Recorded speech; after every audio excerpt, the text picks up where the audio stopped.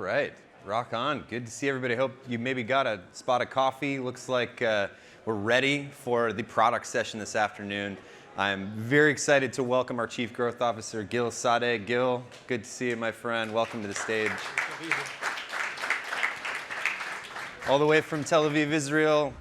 Used to live here in New York, Gil Sadeh. Hi, everyone. It's so great to see faces outside of the Zoom gallery mode, so very happy to be here. Thanks for coming. My name is Gil Sadeh. I'm the Chief Growth Officer for Skai and the General Manager of the Commerce Division. With me on stage today would be Noah, our VP of Product, and Melissa from our Expert Services team.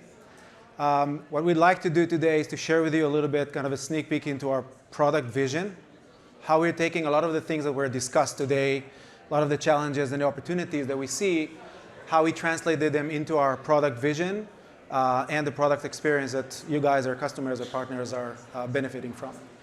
A little bit about myself. I joined Skai over a year ago through the acquisition of Signals Analytics that was mentioned before, which I was the co-founder and CEO of. Basically, the thesis for this coming together, this marriage between Kenshu and Signals forming together Skai, was basically using my previous company's offering around data intelligence and market intelligence, feeding the insights and the decisions that are made in the marketing programs, basically bringing the intelligence and the activation together. And as you'll see today, a lot of the capabilities that we're building are now fueled by the intelligence and the insights that we provided before.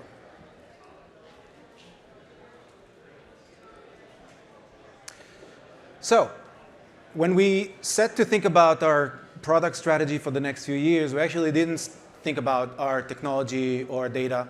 We didn't even think about you guys as brands or advertisers. We thought about the consumers. Do you really know your consumers, where they are, where they spend their time, what motivates them, what makes them buy a certain product? It starts with the consumer. I'm sure many of you and all of us could be very good at retail media, but we're only capturing the opportunity, we're not creating the opportunity. So how can we add that extra layer of intelligence that will help us also create the opportunity and optimize our marketing programs? Your jobs as marketers, your job is not easy. 80% of CEOs expect marketing to drive revenue growth. And it has been easy with everything that is going on in the industry. There are new retail media networks introduced every month. Omnichannel, we talked about online, offline, within online, multiple channels. Omnichannel is here and is growing.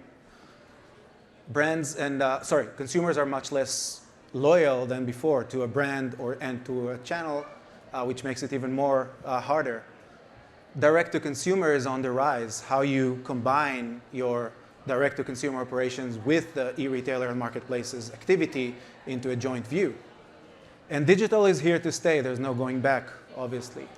And lastly, this creates a lot of new ad formats, new things to take into account as shoppable media budgets are moving from offline to online. There's just more added complexity. So at Skai, we came with the concept of connected commerce marketing, which is basically addressing a lot of these things. And some of the things we've seen, happy to share with you guys here, I'm sure not all of it is not new to you, but is really the move from offline, online, into an omni-channel, cross-channel experience, in-store, on-site, off-site.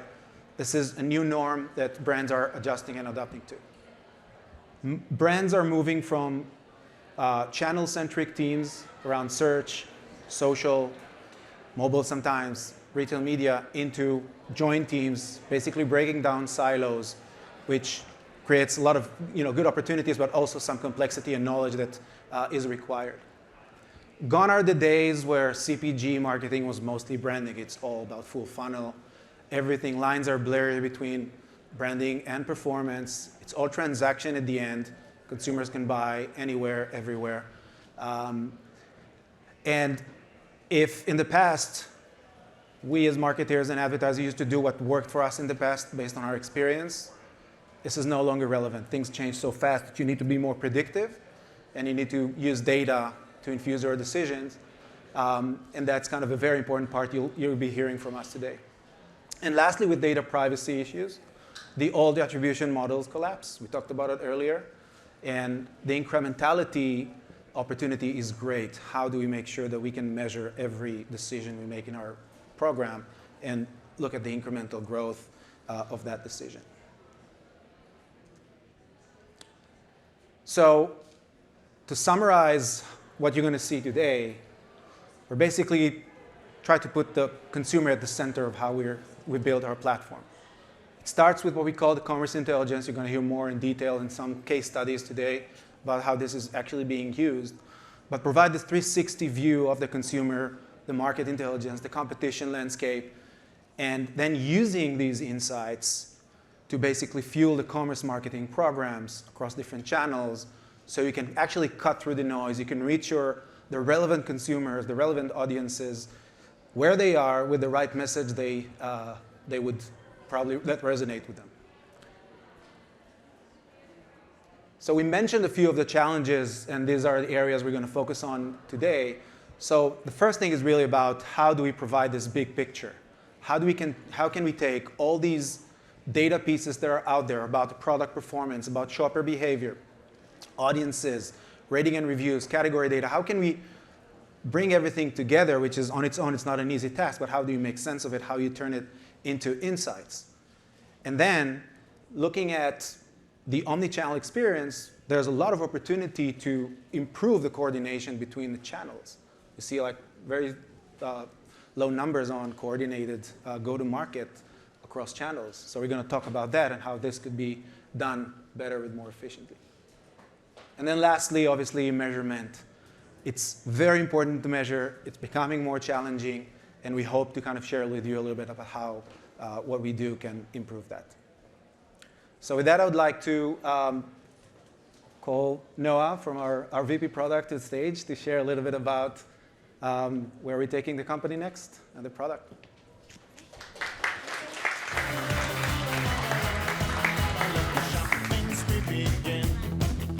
Wait, do I need to do something to make it work? Yes. Turned out I don't. Awesome. Hi, everyone.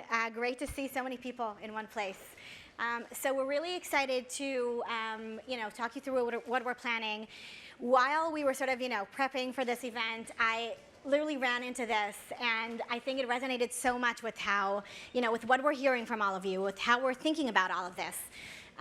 E-commerce has been changing so rapidly, and that involves so many things, so many dimensions to think about. So, we've been hearing this a lot from all of our clients, from everyone that we've been talking to, about how you need to know so much and wrap your head around so many dimensions, so many things. And so this is something that we really took with us when we were thinking about not only the vision for what we want to do, but actually how we want to do it with the product that we want to build. So we've been living in unprecedented times for, I think, quite a while now. It's not getting any easier. The pace isn't slowing down. I think everybody's called this out in all the sessions in different ways throughout the days.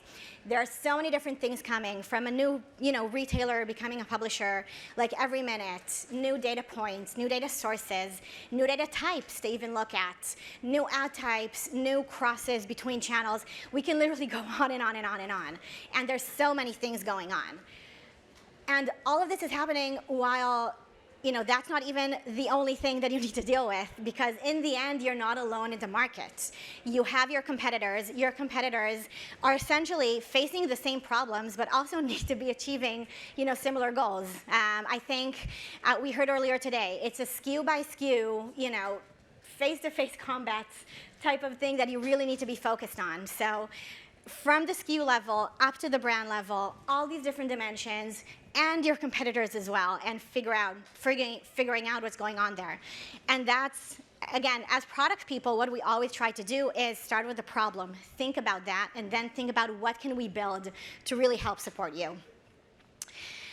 And that's why we're super excited about what we're building and are releasing to market this year. So we're here today to talk about commerce intelligence. And this essentially is a way for you to know what's going on with your brand, what's going on with your competitors, okay, in those same dimensions, in exactly what you're thinking, and focusing about. And all of this, of course, in true Skai fashion, is going to be cross-retailer, cross-channel, cross-functional, cross-everything. That's pretty much how we roll. So giving you a sneak preview at something that our innovation floor in Tel Aviv is working very, very hard at. So we're actually talking about a new intelligence dashboard where we can really bring in our 15 years of integrations, of optimizations, API connections, data infrastructures, crunching everything together to really bring that into doing the move from data to intelligence, to real insights that you can work with, that you can understand what's going on with your brand, what's going on with your competitors, and what you need to do from there. So, and again, I think that our main thing here that we can really leverage is that we do all this across all the different channels. So you're not, pigeonholed or limited to only one channel, to one retailer, to one, to retail media even. We can really bring in what's going on, from in terms of intent, in terms of social sentiment, in terms of, conversions and different data points from the retail media channels, and really bring everything together. So this is something that we're building to really bring to you so you can use. But what I want to do now is invite Melissa to the stage to actually share some real examples of what she and her team have been doing with clients in this approach. It's never enough. Great. So I have a few scenarios I'm going to walk through with everybody, but I'm going to start with an actual case study. So we were contacted by a supplement and vitamins company to help them solve one of the issues they were experiencing. And if anybody has ever had apple cider vinegar, you can probably taste it a little bit in your mouth right now.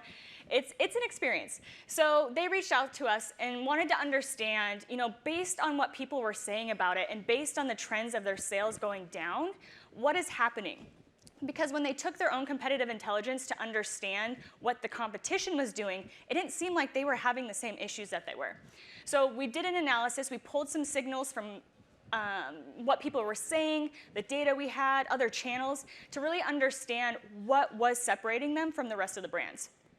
So what we found is that the other brand was actually positioning themselves a little bit differently. Instead of just saying, hey, this is our apple cider vinegar product, go ahead, take a swig, take some shots, it's really going to be a good experience, they positioned their product to be healthy.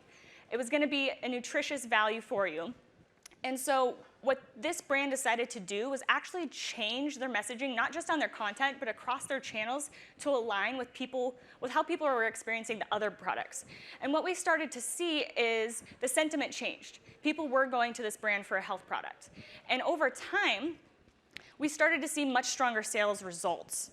And the competitive intelligence we continue to gather and the insights we were capturing from customer sentiment gave us some insights to also help bring to market a new gummy product that ended up being one of the top sellers on Amazon. So overall, listening and understanding what is happening in the general channels and then being able to put them into action is what's going to continue driving success for this brand. I'll pass it back to Noah. So knowledge is power. I think that we've seen a lot of examples throughout the day, but it's not enough. And that's actually the second piece that we're excited about for this year.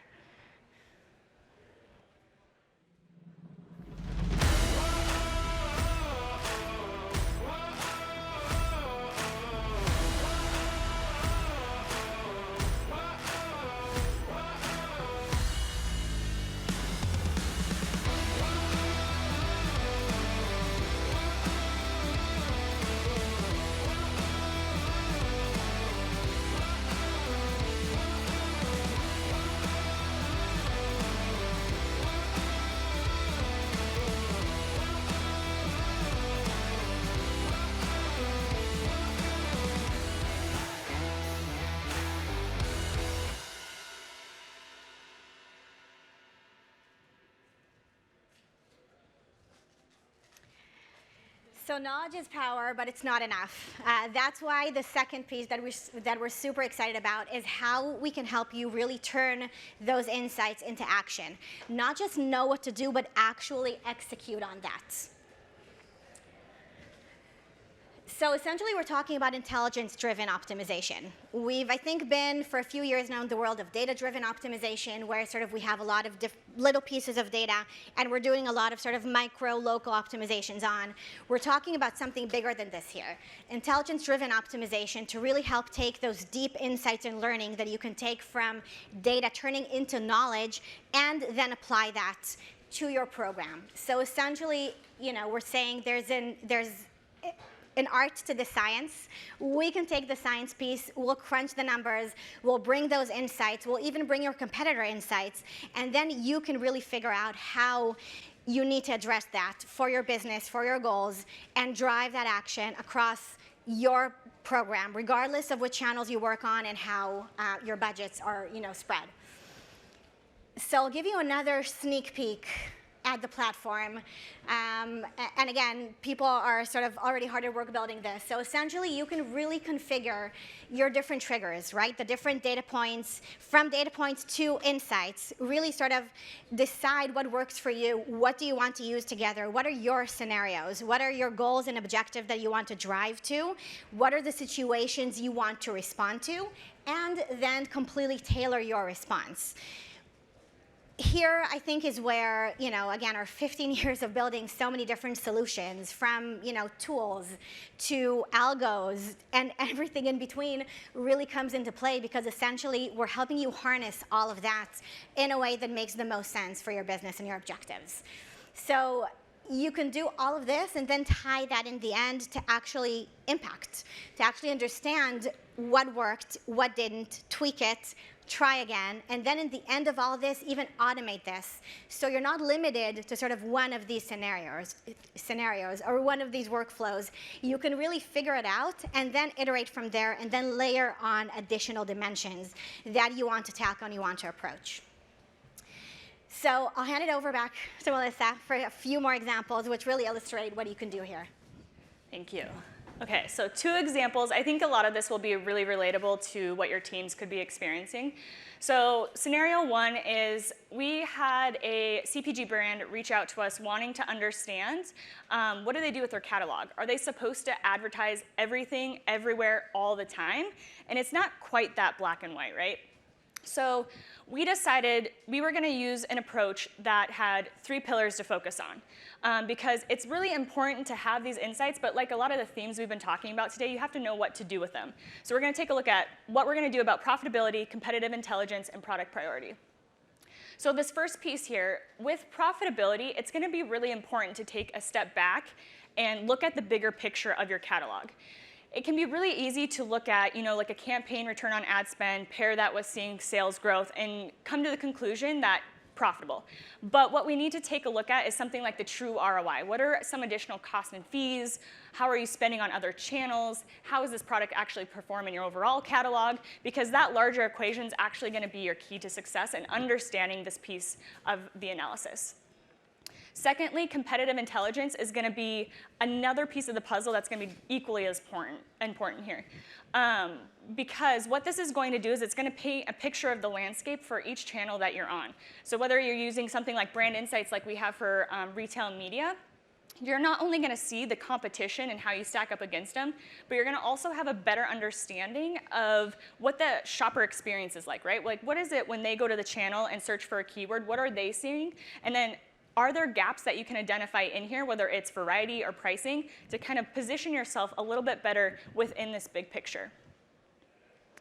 The last piece here is that product priority element. So once we understand our catalog from the bottom up, we understand what the competition and the channel landscape is like, we can use something like this analysis grid that we like to use on the expert services team to understand how does this all map out against each other. So for this scenario, the 2 goals that we want to look at is discoverability and profitability. So this quadrant analysis is showing us that there's a high sense of profitability over here, but we want to move it more towards the discoverability phase so we can get those products with the highest margins, our true ROI, into that position where they're the most discoverable as well. So through this analysis overall, we have identified our must-win areas, channels, products, everything. We know what we're going to have to do to scale demand to maximize those opportunities. We understand where the gaps are, what we can do with pricing, availability of variety of products, all of those pieces. And another thing is we can consider what we're going to do with organic versus paid, right? If we have strong paid presence, it's not like we want to go dark with advertising, but can we shift that budget elsewhere to make sure that we're maximizing other items in our catalog that really need it? And then lastly, sometimes I think this piece is a little hard to really admit, but there are some products that are just not ready to scale or not going to be a good fit for advertising because there's not too much opportunity there to maximize. So to reduce the noise and to focus on the rest of your catalog to make those prioritizations, sometimes it's good to take a step back. This second scenario, this is something everybody can kind of relate to. We do this sometimes on rinse and repeat. We know what we have to do year and year and year over to really make a splash in our channels on how to do this. But what happens when we come across a scenario with this where we think we have it in lock and the trends change? So this client came to us, this was an electronics brand, and what essentially ended up happening is after November, they looked back at their data and they noticed there was some early demand that they weren't prepared to address. Because this view here was an Amazon view only, and this is what they were so focused on, they didn't capture what was happening before the Cyber 5 days even started. So how do we help them? And how do we help you get to a place where you can capture these trends before they're happening so you're not reacting to what's going on, but you're proactively making decisions to align with those traffic needs? So the idea of listening and responding to your audience is going to be something that should be top of mind and that you should have a data-driven approach to address. So for this brand in particular, we're going to take all of our channels and we're going to start with social. For them, this is definitely a shopper journey starting point. And so we need to be able to have a data set that helps us understand what social listening is and what elements people are talking about with the brand, the experience, any concerns like product availability with some of the global supply chain issues. Those pieces are going to be really important. And then we take the insights from those interaction trends, the audience commentary, and then our activation piece is going to be, what are we going to do with our social creative to address this? And then also this keyword activation can then be pulled into our other channels like search and retail. So for search, in this scenario, again, this is going to be our middleman that's going to actually help us continue the shopper journey and continue pushing people down that sales funnel. This is going to also provide us some tools like Google Trends and Google Keyword Research that you can continue to infuse into your other channels. Because again, we're trying to make this holistic strategy so that all of our channels are speaking the same language. And then retail display. So this is also going to play a role. This is going to be a little bit more direct between the person clicking on an ad and actually making the purchase, but it's going to be a very short pass. So this is also going to be a key part into our advertising strategies. So here again, we have an element of traffic trends, audience interaction, where we can then reinvest that data and make decisions on what we're doing with our audience targeting and retargeting. And then to bring it all home, we have to have a really good catch strategy for all the traffic that we're pushing to these retail sites. So we have to be in search results. We need to be on product detail pages and browse placements, right? The data is going to signal us and tell us what to do for each of these strategies, but you're going to put in so much effort to pushing traffic to these sites, you have to be there to catch it, otherwise somebody else will. So in conclusion, you're going to be listening, you're going to be responding to your audience so you can push them where you want them to go, right? So one channel doesn't get slammed, you're not having inventory issues on one channel, and you're not having this single view of a siloed approach, because then you can understand, again, how to pull them back in and continue interacting with your brand. And again, this view that we're proposing here and talking about is going to be key into being flexible and making decisions on the go as to planning your budgets in October and expecting them to all pan out and work exactly like you think they're going to in December and November when the traffic and the holiday season really starts. All right. Thank you. Okay, so a nice piece of good news is that looks like we'll finish in time to give you a few-minute break after this session, so hang in there. One last thing that we want to talk about, well, close to last thing, is actually how we're bringing it all together. I think that we talked about a lot of different types of insights and then what you can do with it. So what we really want to do is make sure that you're not missing, for all that's happening sort of out there in the market, that you're not also missing everything that's happening within your program. So all of these pesky little things that can break, that can go wrong, that can happen sort of in the background, right? The broken URLs, the ads that are sort of fatigued at this point, budgets that are depleted, all of those things that you still need to figure out while you're also figuring out all of that strategy, and moving things around. Which is why we want to pull everything together in one place. So essentially, there is so much to know that at some point you don't know what you don't know anymore. We do, because we're a machine, so we can actually know. And again, we can tie all of that into the action. We can bring all of it together, whether it's strategical or tactical, and really help you figure out, what's going on behind the scenes. So we're essentially working on a completely new post-login experience, which will be, comprised of your intelligence briefing for the day. So what do you need to know in terms of what's going on in the market? What's the impact on your program?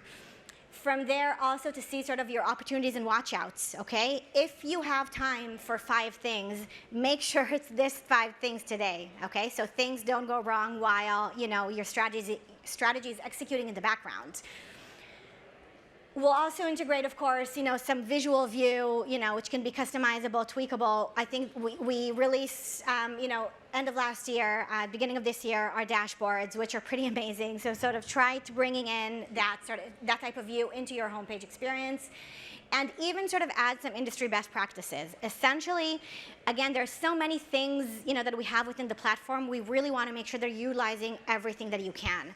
So it's bringing in sort of very targeted, smart suggestions as to what you haven't been utilizing, and maybe at this point in time you should, okay? Because other people running programs like yours are using it, because it can bring you an impact, because this is the right time of the month or the year to sort of try and test out this type of tool. So really tying everything together, make sure that you have an amazing springboard to start out your day within the platform, and make sure that you make the best and the most of your time. So that's our new homepage. We talked about 3 things, the commerce intelligence, intelligence-driven optimization, a completely, new post-login experience. It's actually still not everything that we're working on. There's still a lot more going on. And there's a ton of things that we'll be focused on, from adding in, more retailers and more partners that we work with. Stay tuned for some really exciting, news to come. Streamlined campaign creation is something that we're also working on, to make sure that you have even less reasons to sort of go outside the platform for anything, that you can really do everything within Skai, every type of creation that you do. Real-time optimization, this is a really big one. Again, all this new data coming in, including feeds from Amazon, so hourly data. We're already working with that beta, integrating that in, making sure that you really make the most out of that additional layer of data that you finally have at your fingertips. Streamlined workflows, this is a really big one for us. This honestly includes a ton of different things that I won't even start, sort of calling out one by one. Hopefully, you'll see them rolling out very, very fast in our monthly releases. But everything from, new ad formats and updates coming out, how we tie everything together, enhancements to existing workflows, from reporting to automated actions to sharing different things from within the platform, anything that you can think of here in terms of your day-to-day workflows. And, of course, more data. This is sort of the cornerstone of everything that we do, making sure that we can give you all of the data in all the actionable ways. So tying data together, making sure that we have all the right integrations, that we have every new data point coming in. And again, this sort of only powers what will go on top of all of this, which is the commerce intelligence, intelligence-driven optimization. That's what we're super excited about for this year. A lot to come next, and yeah. So if you have any questions, I'm here. We have a few PMs from my team here, so feel free to grab us. We love talking about what we're building. Literally cannot stop. So grab us and let's talk, and enjoy the rest of your day.